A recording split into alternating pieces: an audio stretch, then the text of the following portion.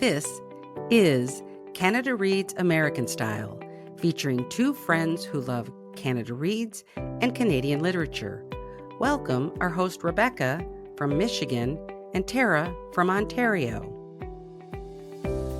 Hi everyone, it is Rebecca and Tara, and we are here with book chat number 18. And I'm going to start right out and ask the big question of the day. Tara, Yes. how hot and humid is it where you are? Oh, it's gross. Well, it's so weird in that here we go, weather talk, but who doesn't love weather talk? The people who aren't talking about Yeah. the weather. But anyway, it flips here, so we have it like cool for a couple of days, and then all of a sudden it will just flip and become muggy and hot, which is what we went from like cool a couple days ago to muggy and hot. And yeah, you too? Oh yeah, it's so funny too because this is the kind of weather. This is when I say I'd rather go back to Sacramento in 100 degrees than be here in Michigan with this humidity. I just can't handle it. And then next week I'm going to Chicago, and it's supposed to be high 80s, low 90s in Chicago all week. And my friends were saying like, "Well, but there'll be a breeze." Yeah, right. I don't care how much of a breeze. It's still going to be freaking hot. Anyway, Yeah. so pretty much in Chicago, I might be indoors. So we'll Mm. see. But anyway. Yeah. A breeze and a humid breeze really doesn't do much. Yeah, I kind of No. agree. So Yeah. anyway, so what have you been up to? Oh my gosh, I just realized just before we hit record, I'm like, I don't have my pre-book. Oh my God. Listen, okay, I will tell you what I'm up to explain this mess. I was up with my dog until about 3 a.m. again last night because of the weather, and she's getting older. So the weather was fine. At one point we did have lightning, but that wasn't until middle of the night. Prior to that, we went to bed, we settled in, and she jumped up scared of something, like there was nothing going on, and got her settled after 45 minutes. Another 45 minutes later, she woke up because of lightning. So then I had to go sleep in the bathroom with her until she fell asleep. Then I got back in bed, and then it started like a light rain. Yep. All it was a light rain, and she was like, I don't like that.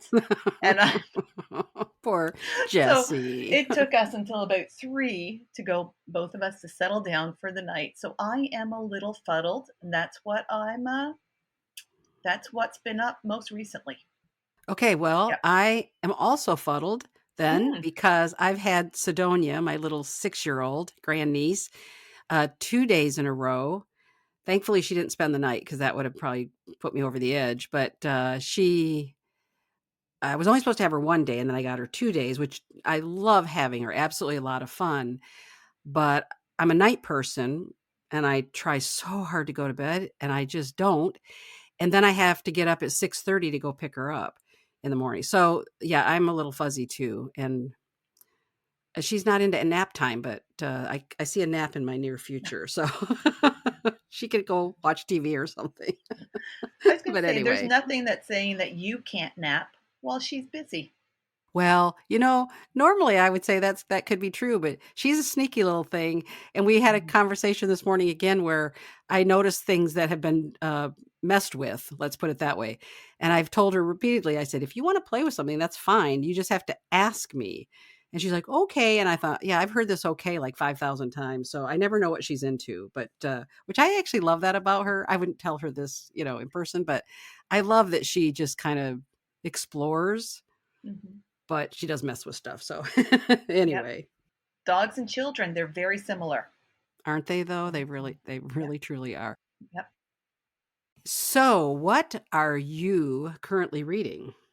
Okay, I am currently reading. Well, I've had like a busy week, so I couldn't really deep dive into this book until yesterday or this weekend. I'm really looking forward to it. So my current read is The Bones of Ruin by Sarah Raughley.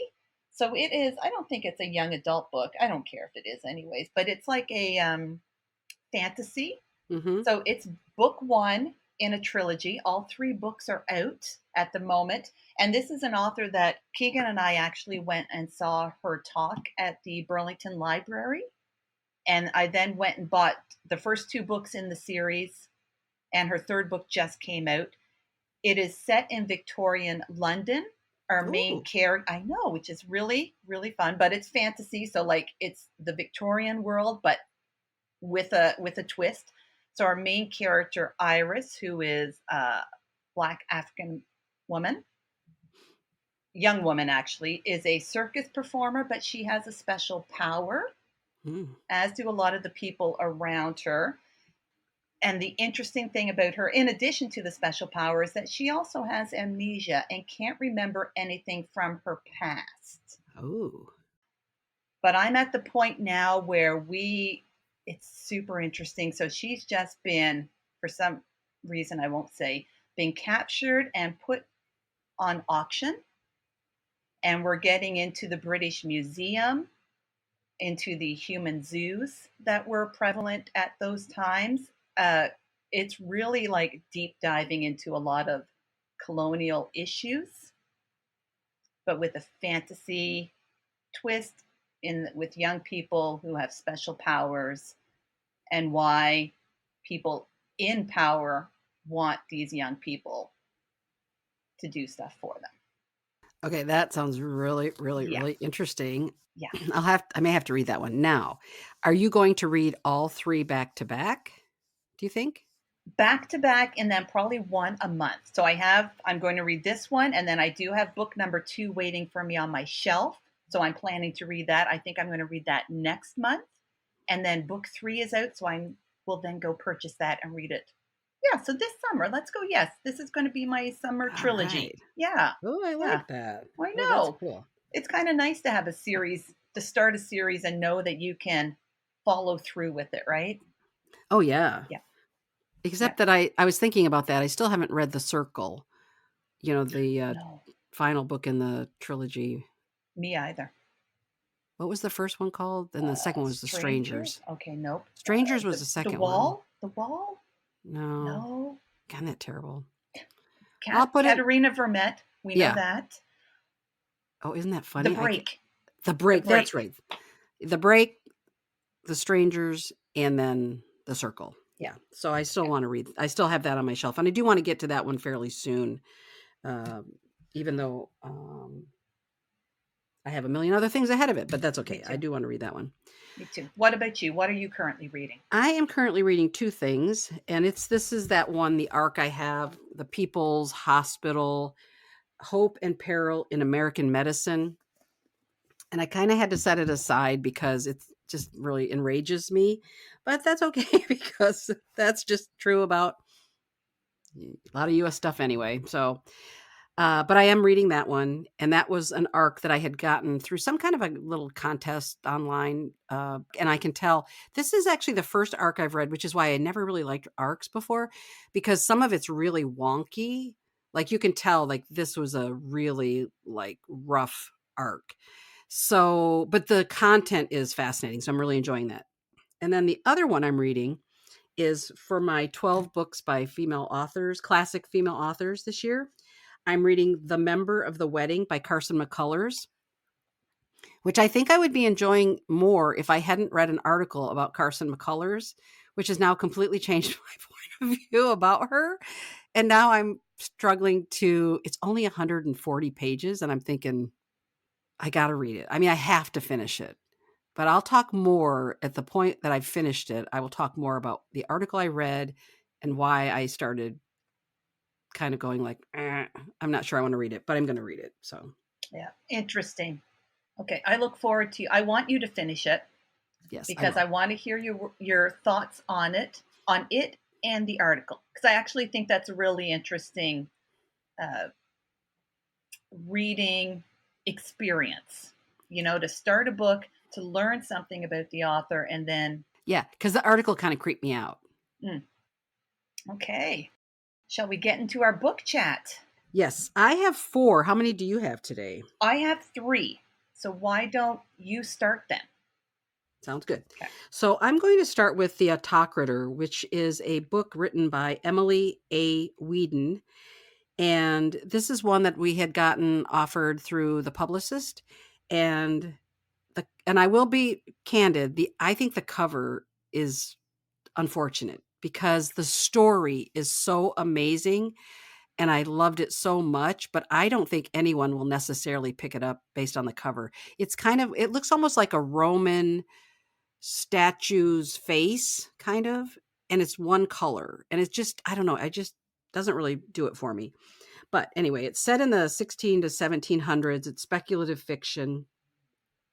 And it's the story of a male dominated society in which the females are called unmales. And it's really the story of two women, and it's told in alternating chapters, which I really love. And Tiresias is a domestic. So women are sort of slotted into either being a domestic or being kind of like a breeder because they have to keep reproducing males for the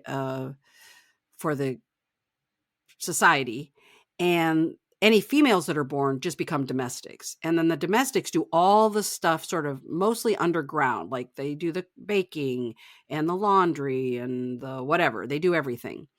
And it was absolutely fascinating. And it's been a long time since I read The Handmaid's Tale. It's been so many years since I read it. I can't quite remember it, but I would say it's maybe along the lines of that sort of subject matter. But it really is about the control of reproduction. And right now in the US, that's actually a very big thing going on. The subjugation of females, because these women often don't even see the light of day and they live underground. Some of them do come out for various things that they have to do above ground. And it's also about gender roles. And that part is really fascinating as well. So I think this book has a little bit of everything sort of mixed in. And I was talking to Emily because I am going to be interviewing her, and her podcast, our interview will be up sometime in July. And just in the exchange of messaging back and forth that we did, she was absolutely fascinating in why she wrote the book, what she was trying to accomplish with the book. I cannot wait to speak to her. So I would just highly recommend that you read the book and be ready for that podcast when it comes out. I just absolutely loved it, and it gave me a lot to think about. I think it'd be a great book club book. I think it could make some people angry. I think it could make people try to justify some things or not. I don't know. But I just keep saying some of these books are hitting me at the right time. So I really, really enjoyed this book. Nice. Yeah, I'm looking forward to that one. And I don't mind a book that makes me angry. I like that experience. Even if it's a book I didn't like, I still like kind of being angry at the book. That's weird. I know that sounds weird, but I'm like, when I think about it, I'm like, yeah, I'm okay with that. Yeah. Okay with that. Yeah. Well, and I have to laugh because I did tell Emily who my favorite character was, because I'm just an ornery old cuss. That's the truth. And I said who I really liked the most. And she said, oh yeah, that's a character I wrote. This person is a kind of a pathetic, has a pathetic, whatever. And I'm like, what? Pathetic? I love this character. And I'm going to die on the mat on that one. Or die on that hill. That's the thing. Yeah. I'm dying on that hill. I love this one character. So anyway. Okay. Once That's my I've read first the book. book, you're going to have to tell me what character that is, who it is. I am confident that when you've read the book, I'll know. you'll know which one I loved. Okay. All right. Sorry. Yes, No. but I will tell you. If you don't guess who it is, I will tell you. Okay. Okay. It'll be a little game. There you go. It'll be a little challenge for you. Yeah. Okay, what do you have? Okay, my first book, I read Indian Burial. I always had trouble saying that word. Burial Ground. I say burial. What is it? Indian Burial Ground by yeah. Nick Medina. So this is his second book. It's like a mythological horror, they're calling it. So it's set on a reservation in the U.S. I don't know what state. I can't remember. For some reason, I think like Louisiana or somewhere like that, but I can't quite remember. Mm-hmm. And people start dying in strange ways on the reservation. Mm-hmm. And like very strange ways, like kind of voluntarily, but why would someone do that voluntarily? What time period is it? present day. So actually it goes from present day. There's dual timelines and dual perspectives that alternate chapters. So Ooh. you get like present day through Noemi, and then her Uncle Louis is present in the present day, but then we also go back to the past and we get his point of view when he was a teenager. And weird stuff is happening on the reservation at that time as well. That the two, then the present and the past, kind of clash.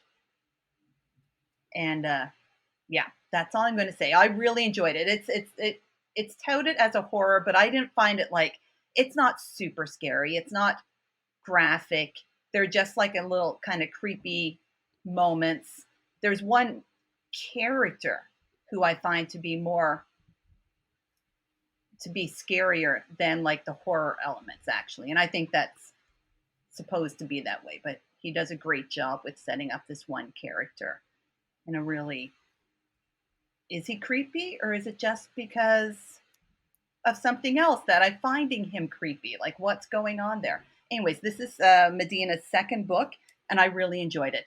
His first one was The Lost Sisters, I believe. I can't remember it, but I'd read that last summer and really enjoyed it. Lost Sisters of something. I should have looked that up beforehand, but Yeah, I'll put it in the show notes. yeah, Okay. I'll find it. And I have a question for you about horror. I hope I'm not putting you on the spot, but when a lot of times when you talk about books you've read that are sort of classified as horror, you'll often say like, well, this wasn't that, strong in the horror part of it, right? Yeah. So what would you say, and I don't know if it's just going to be Stephen Graham Jones that you'll mention, or are there authors or has there been a book that you were like, oh my God, because you read horror. So is there something that you just went, that scared the crap out of me? Like that Yes. is above and beyond. Yes. Like, and they're both Stephen King books. Like there are, Oh, yeah. The Shining. There is one particular scene in The Shining that scared the crap out of me and had me when I don't know if you seen the movie? It's yeah.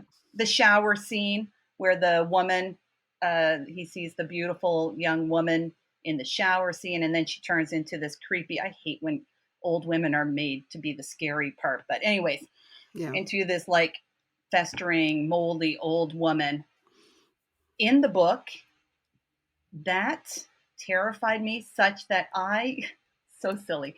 My stepsister, who is, I would say, 10 years younger than me, she would come visit during the summers, and I had to so I was a teenager. So she was like much younger than me. And I was like, I need to take a shower. You need to open up the shower curtain for me because I can't go in the bathroom at the moment. So that was one. The second Stephen King was Salem's Lot, about vampires. And it was roughly probably the same summer. And I will go to my grave saying that there was a vampire at my window because I heard scratching at my basement window and there's no shrubs. This is so silly. So yes, like those are the two books where I was like, they scared me while I was reading them, and then I couldn't get them out of my head afterwards. And even to this day. Now, do you think that it's because of your age, and that do you think if you read them as an adult now, like for the first time, do you think, no, because you do read horror, do you think Yeah. those two books would have affected you the same way as an adult?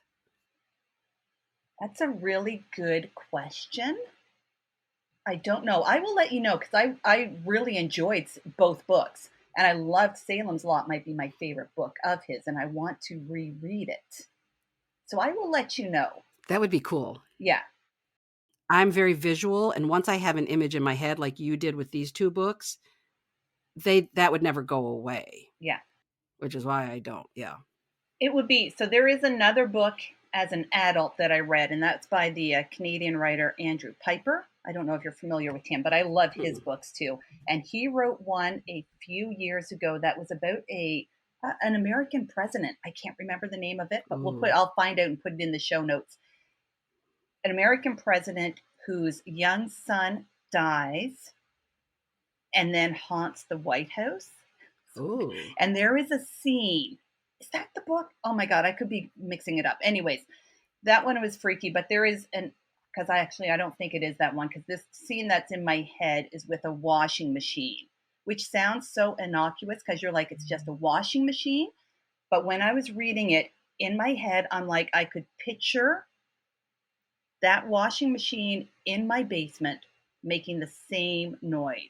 Oh, yeah. And that Mm-hmm. weird thump that you're like, that's not quite right. Is the thump coming from the washing machine? Is it coming from the laundry room? Like, so it's not the washing, the president book. It's another of his books, and I can't remember which one. But his books have a certain chill factor to them as well. I think it's when it's something that I've already imagined freaking me out. That's what freaks me out. You know what I mean? Yeah. Like someone rising out of a coffin if I happen to be in that mausoleum. Hard pass, and I've already thought about that.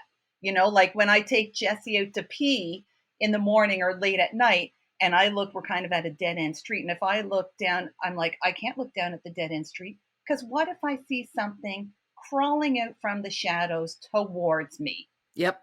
Mm-hmm. Right? So if that something of that aspect is in a book, I'm scared. Yeah. Because I've already imagined it happening to me and how I'm going to beat it up. I'm not. I'm done. Yeah. Because I'm in my house coat and slippers. You know? Okay. Yeah. Well, thank you for sharing that about You're horror welcome. stuff, because because I just wish I could read them. And I've read a couple I read one or two horror books now, and they weren't too bad. Like, I got through them and I enjoyed them, and I don't have any residual effects of them from them. And okay. Yeah, they're fun. Okay, well, now we're going to a serious subject here from the book I read. So again, this is I realized we're halfway through the year practically, and I had read 0 books of my goal of 12 classic women authors. So I thought I'd better get my butt in gear here. So I read The Street by Ann Petry, and it was written in 1946. It was the first book written by an African-American woman to sell over 1 million copies. Wow. So this is a significant historical milestone, which is amazing. But anyway, so it's about Ludi Johnson and her son Bub, and Ludi and Bub are living with her father and his girlfriend, and she feels that is not a good influence on her son because grandpa's an alcoholic, and the girlfriend is teaching him things that a young boy shouldn't know. And she finds an apartment on 116th Street in New York City, in Harlem. And it is about her life with Bub and just trying to make it. And she quotes Benjamin Franklin at one point, where something about basically kind of pulling yourself up by your bootstrap, or, if you work hard enough in America, you can make it. So that's kind of this idea that resonates with her. And she knows that this apartment and where they're living is bad and horrible, but it's all she can afford. And she struggles. And the superintendent, the super of the building, is obsessed with her. So she's got this, scary, menacing man who just, she can tell is, well, and actually you get his point of view too. So she doesn't even recognize how much he is obsessed with her. And then she meets like a music promoter or a band member. She's a singer. He kind of hires her to sing at the club. The club owner is white, and he's obsessed with her because she is a beautiful woman. Mm-hmm. And this story is, there's no question that it would sell that many copies at that time period, because it's such a fabulous story. And it's also beautifully written. I had put a quote on my Instagram account, which is quite long, but if you're interested, go and take a look at it. It's really amazing.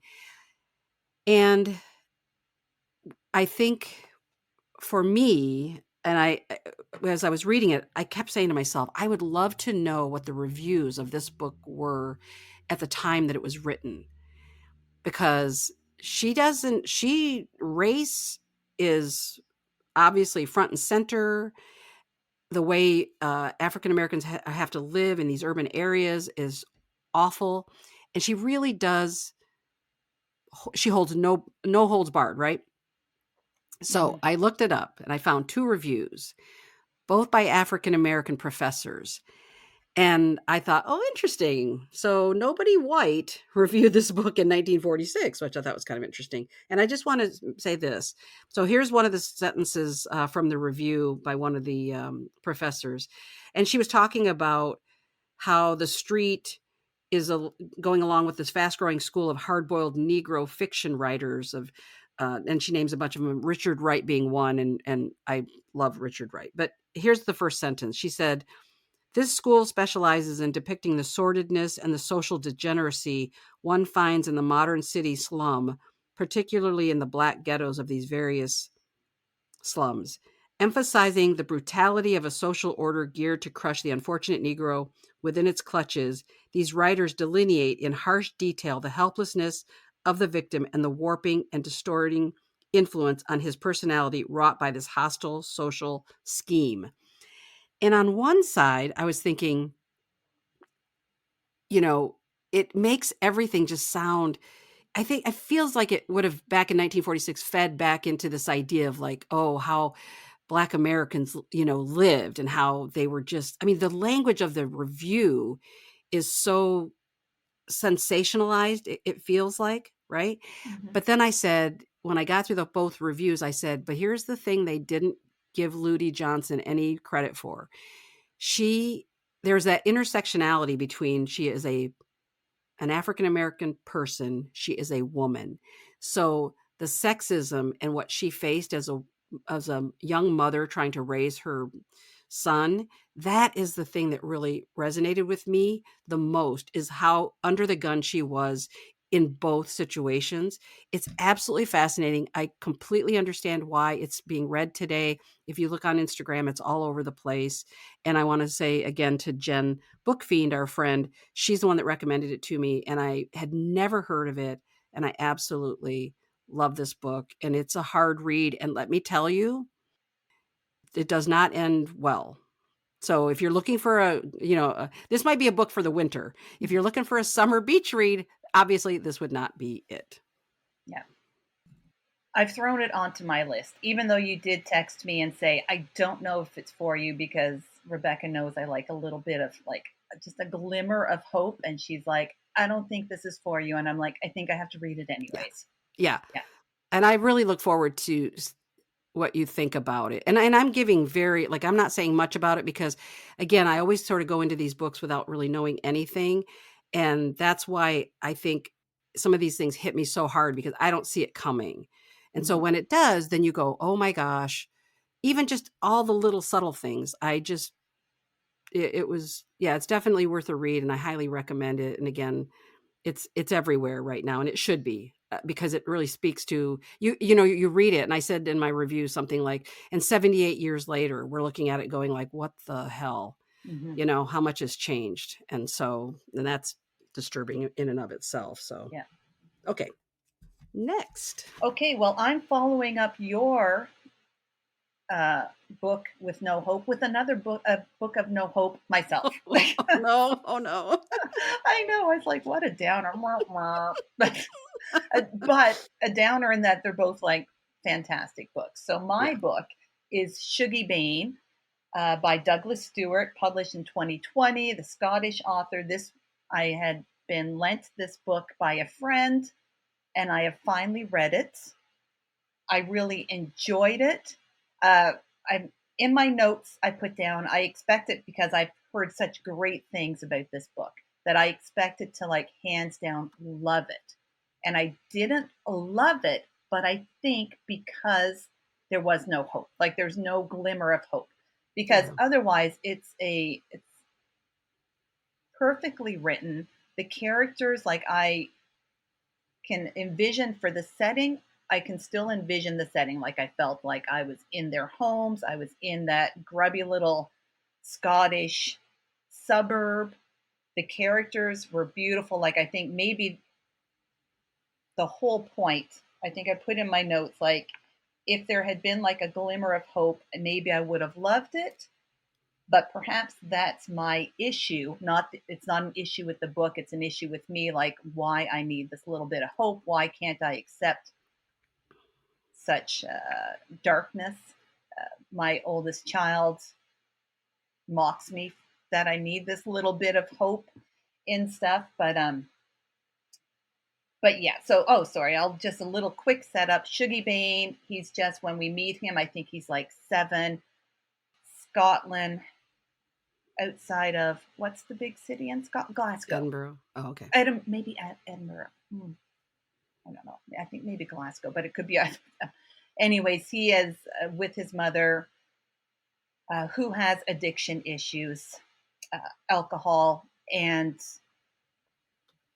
who was abandoned by his father. So, and she has very little skills or ability to take care of herself, let alone Shuggie and his siblings. So we follow Shuggie over a period of maybe 10 years, I guess, from he's at 7. When we first meet him in the beginning of the book, I think he's 15 or 16, and then we go back in time, and it's set in late 80s, early 90s. So we get about 10 years of Shuggie's life with his mother. There is no hope either. However, what I do love, I love the characters. I loved that through this whole time, Shuggie's mother, she knew she had a problem. I think she knew she wasn't being the best mother she could. Didn't matter. Shuggie loved his mother. But she instilled in him this sense of pride in himself. Like when she stepped out, she always was dressed beautifully. She always had lipstick on. Like she always had her high heels. Like she was like, I know I'm like, my neighbors think I'm nothing, but she's like, I'm not going to look like nothing. And Shuggie did the same thing. Like Shuggie was also gay. I don't think he realized it at the time, but the kids in the neighborhood and in the school did, and Shuggie was bullied, but he still was like, I'm still wearing my bow tie. Like, I'm going to school and I'm wearing my bow tie and my shoes are polished, kind of thing. So highly recommend it. It's a fantastic book, but maybe also not a beach read. Okay, I'll read in the winter. I'll read Shuggie Bain when you read The Street, Okay. and then we can just wallow in it for a minute, Yeah, and then move on. So, yeah, I definitely want to read that book. So again, I was reading one of my classic female authors. I read The Prime of Miss Jean Brodie by Muriel Spark, and it was actually made into a movie starring Maggie Smith. And then I think they did a TV series with Maggie Smith. It had like a number of episodes to it. But anyway, so people may have seen the movie, to be honest. The book is actually short. It's under, I think it's like 150 pages or something like that. And it's basically about this teacher in the 1930s who sort of takes in these young girls in this school and really inculcates them into her way of thinking about the world.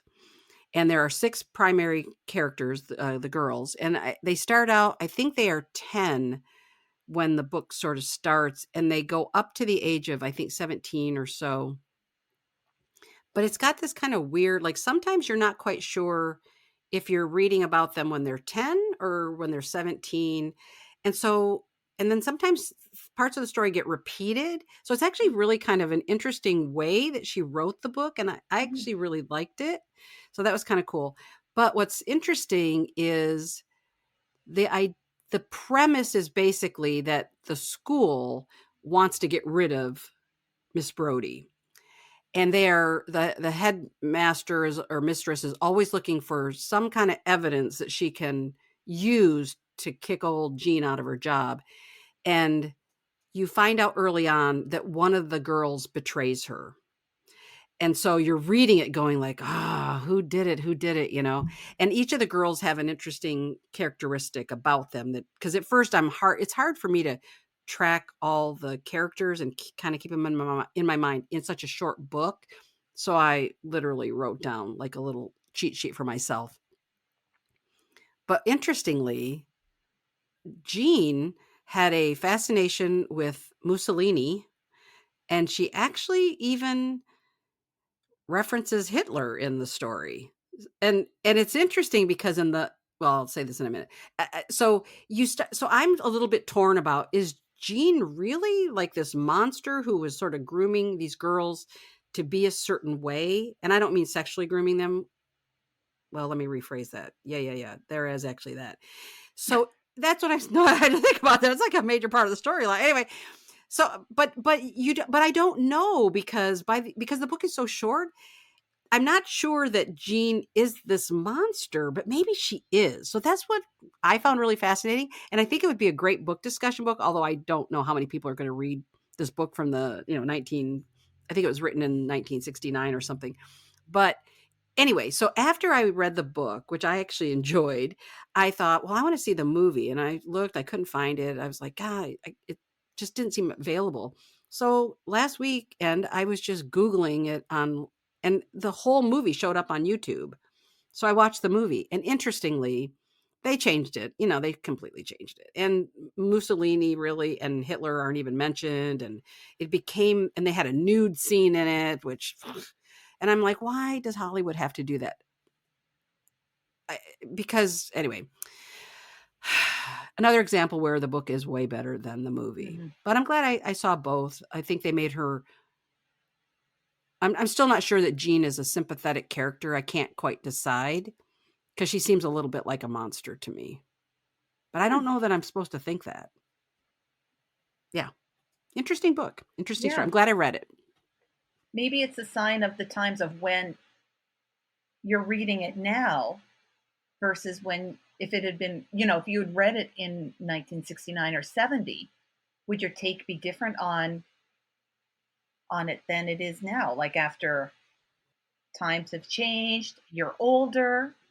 But see, that's what's interesting, because in 1969, all the stuff that was being disrupted in the US in the 60s, that's why her love of Mussolini, and then that kind of comment she makes about Hitler, I was just like, what the hell? You wrote it in 69. So that's why I feel like, I don't know, maybe I wasn't supposed to like Jean, and maybe I was supposed to think she was a monster. But the girls, and I do think the girls were enamored of her. Obviously, somebody eventually betrays her.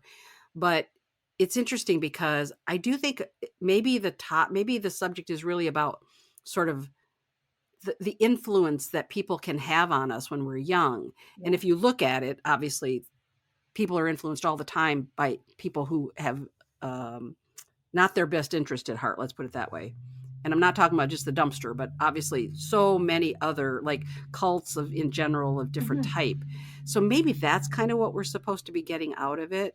But anyway, I just think it made me think a lot about it. Let's put it that way. I don't think anyone who's listening to the podcast will run around and read it. If you do, let me know. But I actually really enjoyed it. Okay. My next book. I'm bringing a collection of essays. Ooh. So, recently published June 4th, Fungal, Foraging in the Urban Forest by Ariel Gordon. I just finished this last week. Ariel Gordon loves mushrooms. She forages for them. She collects mushroom quiche. My gosh, I'm terrible this morning. She cooks with them. She's worked in a mushroom factory. She loves mushrooms. What is a mushroom factory? Oh, like a mushroom farm. Sorry. So like a farm. Oh. Yeah. Where they grow them and then they go in daily and package them all up and send them to grocery stores. Oh, okay. Duh. So this, of course. So this collection, each essay focuses on a different aspect, I would call it, of her mushroom love.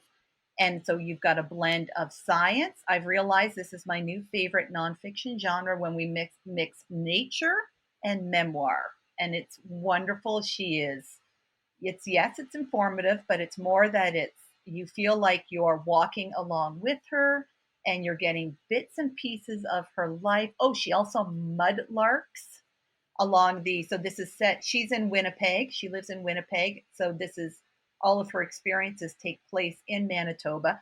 So mudlarking along the banks of the river looking for treasures. So I Mud mudlarking. Yes, mudlarking? Mudlark. I'd first heard of this term a few years ago in reference to the Thames River that runs through London, because Mhm. apparently that's a mudlarking is huge there, and you have to have there's different rules and licenses and stuff like this because they find stuff all the time from like hundreds of years ago. Oh. So she does this from, if I can understand properly, I think that nearby, as there is in any large urban city, there is a landfill, right, that was then covered over. So with due to floodings and rains and stuff, sometimes the stuff will get deposited in back into the river and just it naturally gets there. So she'll find ceramics, old pieces of ceramics, old beer bottles. It's just marbles. That's the mudlarking aspect. Anyways, it's a great book. Like I flipping love this book. I really enjoyed it. Wow. Yeah, Well, that is fascinating. yeah. You don't have to love mushrooms or foraging to enjoy this book. And are you personally all right, personally love mushrooms and or do you ever look for them in the wild? I do not purposely look for them, but if we're hiking, I like spotting a cool mushroom. Like, like we'll be like, oh, look at that cool orange mushroom. Or so yes, I do like finding them in the woods, but I won't forage them to eat. I don't trust myself for identification purposes, so I would never eat anything that I find, but I like finding them because they're Yeah. cute too. Okay. Well, my last book is, I'm just going to say it. It is the best memoir I've ever read in my entire life. Like, I love this book so much, and I'm not going to, I know I do this. I just go on, and I'm not going to. But I love this book so much. I listened to it on audio, and I'm going to buy a copy because I loved it that much. And it is Small Acts of Courage, A Legacy of Endurance and the Fight for Democracy by Ali Velshi. And is he well known in Canada? I mean, I know he had a TV show in Toronto. He might be, but I don't know him. But I don't follow news either. So Okay. Yeah, apparently he was on a show in Toronto, some kind of like, it was like a business news thing on this channel, which I can't remember, Rob channel, ROB or something, whatever. Anyway, so I wouldn't have watched that either because I don't care about business in that sense. But anyway, he's on MSNBC now. I really like him. And I wanted specifically to listen to the audio version because I love his voice. I think he just has a great way. And I thought, I bet it'll be a great audiobook. And it was. But here's the thing. And I'm just going to read this one little part from the book description. It says, our history books are filled with the stories of those who fought for democracy and freedom, for idealism itself, against all odds, from Mahatma Gandhi and Nelson Mandela to Reverend Martin Luther King Jr. And it says, more than a century ago, MSNBC host Ali Velshi's great grandfather sent his 7-year-old son to live at Tolstoy Farm, Gandhi's ashram in South Africa. And it kicks off the like they say 125 years of family history in which they committed to playing an active part in their civic lives. And it is absolutely astounding. So what I learned, the Velshi family had left India 125 years ago and then moved to South Africa because they needed labor. So they were going sort of like as indentured servants, sort mhm. of. And then when things got really bad in South Africa, they went to Kenya. When things got really bad in Kenya, they emigrated to Canada. And that's basically where he spent that's his memory is being raised in Toronto area. It was absolutely fascinating, but the connections that he makes. So this is part his family's story, but it's also the history of these places, what was going on in India and South Africa and Kenya and in Canada. He talks about the differences between Canada and the United States in some areas. That was absolutely fascinating to me, some things that I didn't know. And he tells it, he goes into enough detail where you're like, "Ooh, that's fascinating. I want to I like knowing that, but not so much that he ever gets bogged down in the story. I could not put this book down. And in fact, I had a dental appointment and just for a dental cleaning. And I said to my hygienist, I said, is it okay if I just listen to my audiobook while you're working on me? And she's like, yeah, that's fine. Because I could not stop listening to the book. I was 2.5 hours away from the end of it. And I did not want to stop. I've never read an audiobook this fast. And I was, prepping food. I was out there pulling weeds. I was going for a walk, could not stop listening to it. And I just don't think it's probably getting enough play, but it's absolutely fascinating. I love to know a little bit about a lot of things. And the fact that his family, everyone in his family had these connections that are kind of astounding. And one of the things I loved most is when he talks about his mother and his sister. He has such deep regard for the women of his family. And that's actually who the book is dedicated to. He talks about that in the beginning, in the preface. So everything about this book to me, I can't imagine I'll ever read another memoir that will hit me as hard as this one did in terms of just how amazing one family is and how well he tells their story in the context of history. So, wow. And I cried at the end. I'm not kidding you. Not like I bawled, but let me tell you, I was like, I had tears at the end because he pulls this whole thing together and it was just so beautiful. So highly recommended. When was it published? What year? Just this last month, May. Oh, very of recently 24. then. Okay. Yeah. And that's why I would say if you're going to read it, especially read it now. And he also, I don't want to give any of it away but even how he came to work in the United States is the most amazing story, and what he did to get from Canada to the US when it happened. And I'm not saying any more than that because it'll blow your mind. Like, I just have so much respect for him. And he also has a banned books club that he has on TV. And he talks about this. Well, I mean, I think it's a podcast or something. And actually, I've never participated in it because I knew about it, but I just wasn't paying close enough attention to it. I don't know if he's still actively doing it or not, but he is, I just have such deep respect for him as a journalist and for somebody who had a family legacy that he had to live up to. Anyway, that's it. Ending on a good note. Yeah, there you go. And talk about hope. I would say if you want some hope after you've read Shuggie, Bain and The Street, read Ali Velshi, and you will be filled with hope. It was fabulous. Excellent. Okay. Anything else? I think that's it. Yeah. Okay. Happy reading. Thank you for joining us on our bookish journey. If you enjoyed this episode, please consider subscribing, rating, and reviewing Canada Reads American Style wherever you listen. You can connect with the podcast and Rebecca on Instagram at Canada Reads American Style and with Tara at On a Branch Reads. Until next time, keep reading.